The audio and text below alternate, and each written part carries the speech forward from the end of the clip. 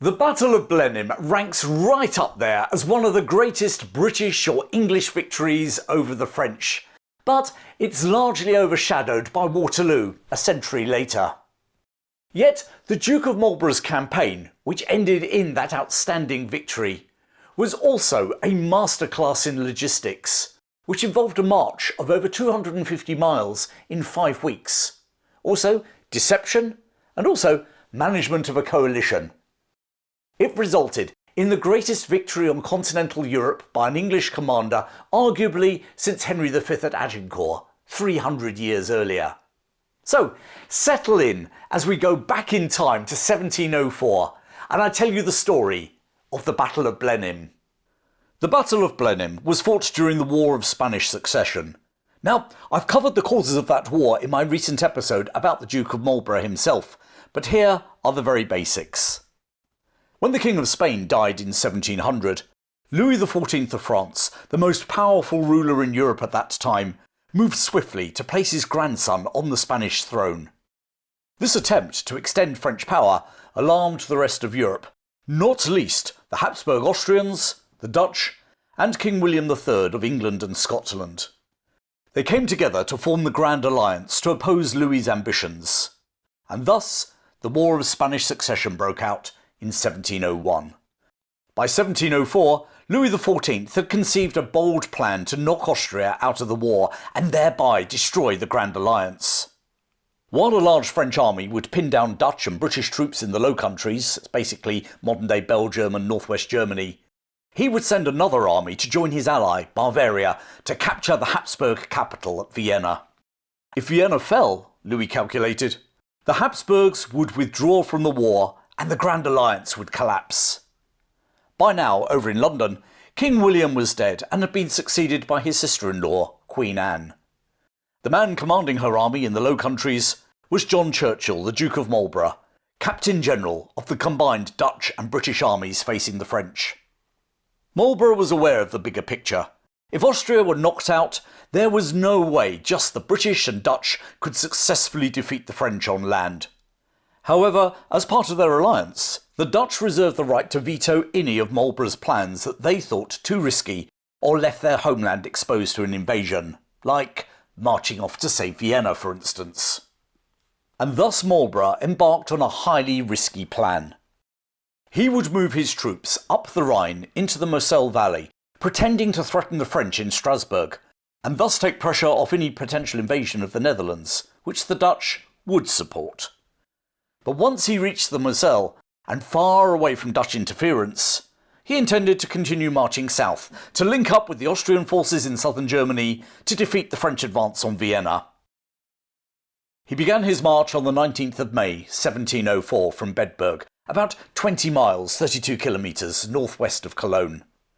The army, which had actually been assembled by his brother, General Charles Churchill, consisted of 21,000 men, 16,000 of whom were British. The rest made up of various regiments of Germans, Dutch, Danes, and even some Swiss mercenaries. It comprised 66 squadrons of cavalry, 31 battalions of infantry, and 38 guns and mortars, and it would be accompanied by 1,700 supply carts drawn by 5,000 draft horses. And so Marlborough moved south, as his descendant Winston Churchill would later write. A scarlet caterpillar, upon which all eyes were at once fixed, began to crawl steadfastly day by day across the map of Europe, dragging the whole war with it. The march was a masterpiece of logistics. It covered 250 miles, 400 kilometres, in just 5 weeks. Each day the army would set off at 3 a.m. and made camp by 9 a.m, allowing horses and men to rest during the hottest part of the day. Provisioning the army fell to Marlborough's Quartermaster General, William Cadogan. The 42-year-old Scot was part of Marlborough's inner circle, a trusted group of officers who were almost like Marlborough's general staff. They included his brother Charles, Lieutenant General George Hamilton, the Earl of Orkney, and Colonel Holcroft Blood, his artillery commander. By the way, Blood's father was the notorious Thomas Blood, who had attempted to steal the crown jewels of England. Supply dumps were established in advance along the route, containing not just food for both men and horses, purchased at fair price from the locals, but also replacement boots and saddles. And every fourth day, Marlborough designated as a full rest day. Captain Parker described, "As we marched through the country of our allies, commissars were appointed to furnish us with all manner of necessaries for man and horse. The soldiers had nothing to do but pitch their tents, boil kettles, and lie down to rest." Despite the attention to detail in the supply chain, it was a relentless march, averaging 10 miles a day. And one soldier, John Dean, complained, "It hath rained 32 days together, more or less, and miserable marches we've had for deep and miry roads, and through tedious woods and wildernesses, and over vast high rocks and mountains." Nevertheless, losses were remarkably low. Some 900 men lost to desertion or sickness, although many of the sick later rejoined the army by the Battle of Blenheim. Logistics and morale were not the only challenges facing Marlborough. He also had to perform an elaborate deception to both fool his Dutch allies and also his French enemy. As he progressed up the Rhine, he had his engineers construct pontoon bridges about 20 miles north of Karlsruhe to give the impression that he intended to cross to the French side of the Rhine and march on Strasbourg. The ruse worked. The French army, commanded by Marshal Tallard, stayed in its defensive position at Strasbourg, waiting for the inevitable attack. But Marlborough had no intention of using those bridges, let alone attacking Strasbourg. On the 3rd of June, he struck out eastwards, heading for Bavaria. The French had been completely caught out. Not only had Marlborough outmanoeuvred them, but the joint French-Bavarian army that was supposed to be advancing on Vienna was now in danger of being outgunned by the Austrian Imperial Army, now reinforced by Marlborough. It was still possible to prevent that union happening if Tallard advanced from Strasbourg quickly. However, the rigidity of French command meant variations from their original plan had to be sanctioned by King Louis, far away in Versailles. It wasn't until the 27th of June that approval from the king arrived, ordering Tallard to take 40 battalions of infantry and 50 squadrons of cavalry through the Black Forest to reinforce the Franco-Bavarian army on the Danube. Unlike Marlborough's almost textbook advance, Tallard's march was plagued by problems. Many of his cavalry horses contracted glanders, a bacterial disease that resulted in ulcers and weight loss. And added to that, the mountain passes through the Black Forest were nowhere as easy as Marlborough's route along the Rhine. Moreover, whilst Marlborough had been at pains to purchase supplies at a fair price from local inhabitants, the French army lived off the land. This not only resulted in locals hiding supplies, but also turning on pillaging parties. So, whilst Marlborough's army had suffered almost no deaths except from sickness, countless French soldiers, some claim hundreds of them, were killed by vengeful peasants. Meanwhile, on the 10th of June, Marlborough met Prince Eugene of Savoy, the Austrian imperial commander, at Mundelsheim, about 20 miles, 25 kilometres north of Stuttgart. The two commanders formed an instant rapport, what one historian called two lobes of the same brain. 3 days later, another Habsburg commander, Margrave Louis William of Baden, joined them with his forces. The combined Allied army now numbered approximately 110,000 men, all under the command of the Duke of Marlborough. Prince Eugene agreed to move back westwards to watch for Tallard, whilst Marlborough and Baden would advance on Bavaria with 80,000 men. On the 2nd of July 1704, Marlborough reached the town of Donauwörth on the north bank of the River Danube. However, the town and the bridge across the river were overlooked by a strong Franco-Bavarian garrison, numbering about 12,000 men, on the nearby fortified Schellenberg heights. All the defenders had to do was sit tight and bombard the bridge, thus preventing Marlborough from marching into Bavaria. With his way effectively blocked, the English commander launched 20,000 of his men in a full frontal assault on the heights. The fighting was bitter. The 37th Regiment of Foot, Meredith's own, later the Hampshire Regiment, lost 4 officers killed, including Colonel Meredith himself, and a further 19 officers wounded. In total, Allied losses exceeded 5,000 men. However, at the point of the bayonet, they eventually cleared the Franco-Bavarian forces from the high ground. The defenders lost approximately 9,000 men, killed, wounded or captured. Marlborough could now cross the Danube into the territory of Louis's ally, Bavaria. Maybe he could turn the tables on the French Sun King. Instead of the Austrians being forced out of the war and the Grand Alliance falling, maybe John Churchill, Duke of Marlborough, could force Louis's main German ally out of the war instead. But the ruler of Bavaria, Maximilian II, refused to play ball. Outnumbered by Marlborough and Baden, and aware that Marshal Tallard was on his way, he refused to meet Marlborough in open battle, and took up a fortified defensive position at Augsburg. In an attempt to goad him out, Marlborough ordered the systematic destruction of some 50 Bavarian villages, but Maximilian refused to budge. Finally, Marshal Tallard arrived and united with both Maximilian's army and the French army which had been with him under the Comte de Marsan. Meanwhile, aware that Tallard, advancing eastwards along the Danube, could recapture the bridge below the Schellenberg heights, Marlborough ordered Baden to take 15,000 of his imperial forces and secure another bridge further to the east at Ingolstadt. It was a move that left him with less than 30,000 men, just half of the army moving towards him. With that numerical advantage, Tallard was supremely confident that he could either defeat Marlborough or force him to retire before resuming the advance on Vienna. But everything was about to change. Once Tallard had left Strasbourg, Prince Eugene of Savoy had slowly been making his way back eastwards to once more join Marlborough. So when Tallard had crossed to the north bank of the Danube on the 10th of August, Eugene was just to his east and closing with Marlborough, who had also moved his army back onto the northern side of the river.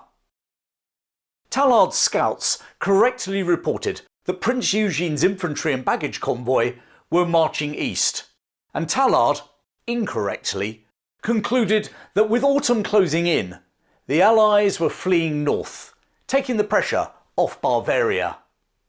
But Marshal Tallard had thought wrong. Horribly wrong. Moving at a leisurely pace along the north bank of the Danube, confident that Marlborough was retreating with his tail between his legs, on the 12th of August, Tallard and his army took up a position behind the Nebel stream, running from some hills on his left to the Danube on his right.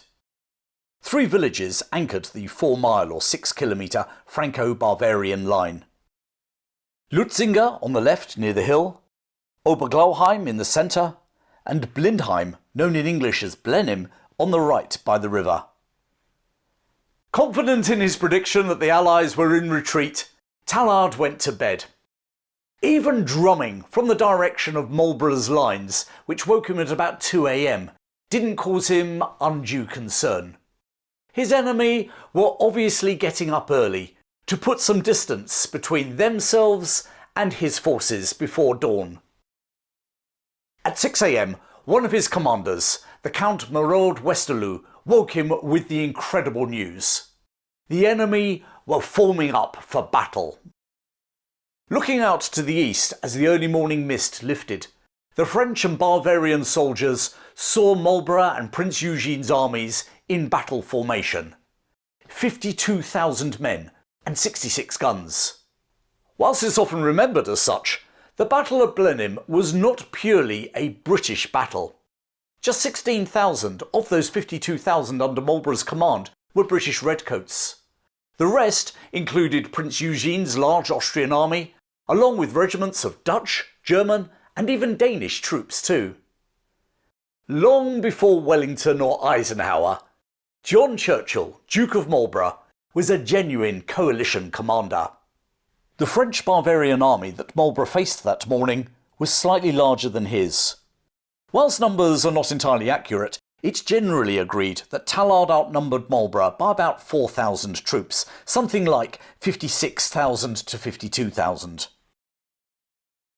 Tallard himself commanded the right and centre, whilst French Marshal Massena and Maximilian of Bavaria commanded his left. Marlborough moved Eugene opposite the French left and kept his own force to tackle Tallard. Taken off guard, the French artillery efficiently swung into action, opening fire at around 8 a.m. They were immediately answered by Colonel Holcroft Blood's batteries. By noon, the Allied army had deployed, but in the meantime had suffered around 2,000 casualties from the French guns before they'd even begun their attack. Finally at 1 p.m, Marlborough ordered the general advance. Closest to the river, Lord John Salamander Cutts ordered Brigadier Archibald Rowe's brigade forward towards the village of Blenheim. Cutts was a veteran of the Battle of the Boyne and the Siege of Limerick in Ireland, where he'd been wounded. He'd also been wounded on 2 more occasions whilst fighting the French in the 1690s, including being shot in the head. It was this indifference to heavy fire that had earned him his nickname of Salamander. Archibald Rowe's brigade consisted of Howe's Regiment of Foot, now after several amalgamations part of the Yorkshire Regiment, the Welsh Regiment of Fusiliers, the Duke of Marlborough's regiment, later the 24th Foot of Zulu war fame, and later still the South Wales Borderers, the Scots Fusiliers, now part of the Royal Regiment of Scotland, and Lord North and Grey's Regiment of Foot, later the Royal Lincolnshires, and now part of the Royal Anglian Regiment. The heavy rains of the preceding weeks had made the ground boggy, and Rowe decided that he needed to get across that ground and into the village as fast as possible. He therefore ordered his brigade to advance with fixed bayonets and not pause to fire. Only when he personally struck his sword on the palisade defences at the edge of the village could his men start shooting. The French watched the British redcoats advance towards them. And then, at just 100 feet, 30 metres, they opened fire. Musket balls ripped through the British ranks. Archibald Rowe was killed before he even reached the palisade. His 2 most senior officers went to his assistance, and they too were felled by the withering fire from what were considered some of the best soldiers in Europe. Without its 3 most senior commanders, the brigade, still obeying Rowe's order not to fire, came to a standstill. Salamander Cutts now ordered his 2nd Brigade under James Ferguson to join the attack. Ferguson's 5 British regiments, including the 1st Regiment of Foot Guards, the Grenadier Guards, now advanced on Blenheim village, but they too were driven back. So far so good for Marshal Tallard. And then the French made a fatal error. Without consulting Tallard, his commander in Blenheim village ordered reserve battalions, currently holding the line inland, to support him. Soon, 27 battalions, plus 12 squadrons of dismounted dragoons, 12,000 men in all, found themselves packed into the narrow streets of Blenheim. Marlborough spotted the error. He decided not to attack a 3rd time, but instead ordered Cutts to merely contain the village. And thus 5,000 Allied troops pinned down 12,000 French for the rest of the battle. Meanwhile, on the French left, towards the hills, Prince Eugene was facing an equally serious challenge. His 16,000 men were outnumbered by Maximilian and Marsan's 23,000. Nevertheless, the Habsburg commander ordered an attack, but his Prussian and Danish troops ran into the same murderous fire that Cutts' division had encountered over on the right and were driven back. So too was a charge by Eugene's cavalry. The Bavarian elector or prince Maximilian rode up and down his line, inspiring the defenders as they drove off the attacks. Panic started to spread amongst Eugene's troops, and the Habsburg commander reportedly shot 2 of his own troopers to prevent a general flight. Now, declaring that he would fight among brave men, not cowards, he led a 3rd attack in person, which finally reached the enemy lines and drove them back, but at a huge cost. His Danish troops lost 1,350 dead and a further 950 wounded. Whilst it had taken over 2 bloody hours for Eugene to reach the French-Bavarian lines, his attacks had had the effect of pinning down Maximilian and Marshal Marsan, preventing them from reinforcing Tallard's centre. And that centre, not least thanks to all the men flooding into Blenheim, was starting to look very vulnerable. Marlborough now ordered his engineers to repair a stone bridge and erect 5 causeways across the Nebel stream, and then ordered his men forward. The Earl of Orkney's British infantry, along with Hanoverian and Hessian infantry, together with dismounted dragoons and 10 cavalry squadrons, crossed first. Charles Churchill's Dutch, British and German infantry followed behind. As the Allied infantry started to form up, having crossed the stream, Tallard ordered his elite cavalry, the gens d'armes, to charge.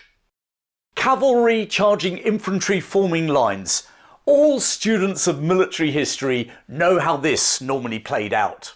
Marlborough, however, had anticipated just such a move and had ordered that his infantry form with gaps in their line. And now through those gaps thundered 5 squadrons of his cavalry under Colonel Francis Palmes.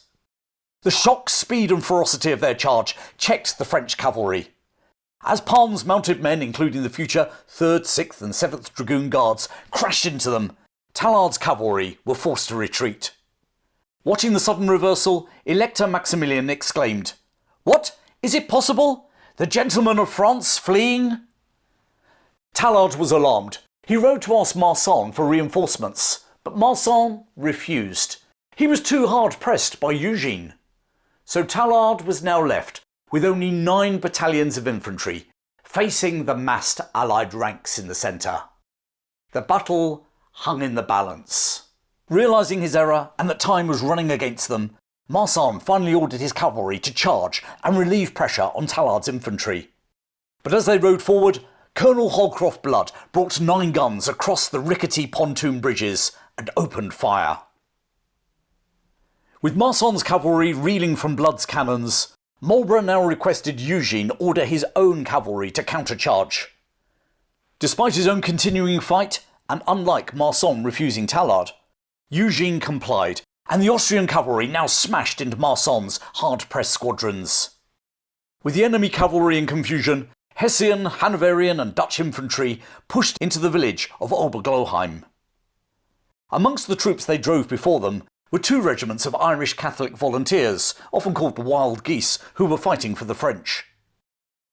At 4 p.m, Marlborough paused to reorganise, before at 5 p.m. launching his final attack, led by 2 lines of cavalry with the infantry coming up behind. The French cavalry, who had managed to reorganise, were able to meet and push back the Allied first line. As one British officer who'd had enough rode back, Marlborough rebuked him. "Sir, you're under a mistake. The enemy lies that way." But for the French, it was the last throw of the dice. The exhausted and weakened French cavalry couldn't hold off the second line of attack and were driven from the field, leaving the French infantry battalions to hold the middle alone. They tried to form squares, but were overwhelmed by Blood's artillery and the infantry fire. A French officer, the Comte Moreau de Westerlo, the man who'd woken up Tallard earlier that morning, wrote that they died to a man, supported by nobody. With the centre collapsing, panic started to spread through the previously invincible French army, and men started to flee towards the village of Hochstadt. The Allied cavalry, however, swept forward, cutting them off from their destination, and they were pushed east, past the hamlet of Sonderheim, becoming trapped against the Danube. Over 3,000 French horsemen drowned in the mighty river as they tried to escape. Tallard himself was captured. When brought before Marlborough, Tallard said, "I congratulate you on defeating the best soldiers in the world." Tallard would spend the next 7 years as a prisoner at Nottingham. Seeing the centre broken, Maximilian and Marshal Marsan fled in better order, and attempts to prevent their withdrawal failed as the Allied cavalry was exhausted. But still, the Battle of Blenheim was not over. Some 12,000 French troops remained in Blenheim, or Blenheim village, now completely cut off. Lieutenant General George Hamilton, Earl of Orkney, a veteran of the battles of Boyne and Algram in Ireland, personally led 8 battalions against the French redoubt in the cemetery of the village church. With the village in flames and the French still fighting on, Orkney ordered his drummers to beat the parley. And finally at 9 p.m, the French surrendered. 10,000 French soldiers laid down their arms. But even now, in an act of defiance, the regiments of Navarre burned their colours, rather than surrender them to the English. The Battle of Blenheim was the greatest victory any English commander had achieved on mainland Europe since Henry V at Agincourt nearly 300 years beforehand. Louis XIV had never suffered such a defeat in 40 years. 6,000 of his men had been killed, 7,000 wounded, and over 14,000 captured, almost half of the men Tallard had lined up that morning. A further 7,000 quietly slipped away as his beaten army retreated back to Strasbourg.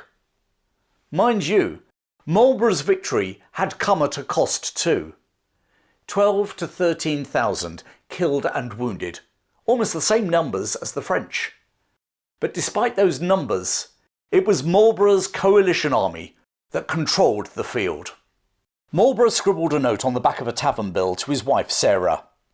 "I have no time to say more, but to beg you will give my duty to the Queen, and let her know her army has had a glorious day."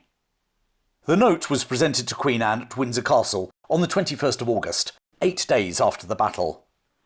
The country broke out into celebration. The Queen awarded a bounty of £65,000, about £12 million in today's money, to be distributed to her victorious soldiers. Private soldiers each received £1, about £200 today, whilst lieutenant colonels received the equivalent of £10,000. In my recent episode about the British Army's system of purchasing officer commissions, several of you asked why someone would pay to become an officer. What was the financial gain? Well, here is one of those answers. A sizable bounty in victory. A bit like a sort of a super large dividend for modern shareholders. Marlborough himself, however, was given something altogether more impressive. The Queen granted him the royal manor of Woodstock Park in Oxfordshire and £240,000 with which he built Blenheim Palace. It's still the seat of the Dukes of Marlborough to this day, and one of his descendants and his biographer, Winston Churchill, was born there. Incidentally, the victory, which involved Scottish regiments as well as English, also influenced the debate that was raging in Scotland as to whether they should enter into a political union with England. But that, as they say, is another story. The Battle of Blenheim took place because Marlborough wanted to prevent France and Bavaria capturing Vienna and knocking the Habsburgs out of the war. His victory achieved that strategic goal. Moreover, he turned the tables on Louis XIV. Rather than the Habsburgs, it was Bavaria that was knocked out of the war, signing a peace treaty with the Allies 3 months later. And whilst many in Britain regard it as a great British victory, let us not forget that only 16,000 of the 50,000 plus troops that Marlborough commanded at the battle were British redcoats. It was a victory by an English general commanding a coalition army. And those of you who've studied other coalition armies know just how hard that can be. Just ask Dwight Eisenhower in World War II. And yet that is exactly what John Churchill achieved, working in tandem with Prince Eugene. On the battlefield, he successfully bottled up nearly a quarter of Tallard's army in the streets of Blenheim, whilst using his cavalry and artillery to support his infantry with devastating effect. And all this having successfully marched an army 250 miles, 400 kilometres, through Europe with almost no losses, supplying it effectively all the way. And managing to hide his true intentions from both his enemy and interfering political allies. Whilst Blenheim is celebrated as the victory that blunted Louis XIV's ambitions to be the superpower of Europe, it did not end the War of Spanish Succession, which would continue for another 10 years. And it was a war in which Marlborough would achieve 3 more notable, although probably less well-known victories over the French. And those victories, including one which was tactically greater than Blenheim, and one which was so costly that it cost him his job, that I'll be exploring in forthcoming episodes. So make sure you subscribe to my channel so you don't miss them. Plus, a special one about the real Captain Blackadder who fought for the Duke of Marlborough. And if you'd like, you can support my channel by clicking on the member or the super thanks icons below. Thanks for joining me today. Keep well, and I look forward to sharing more stories from British history with you very soon.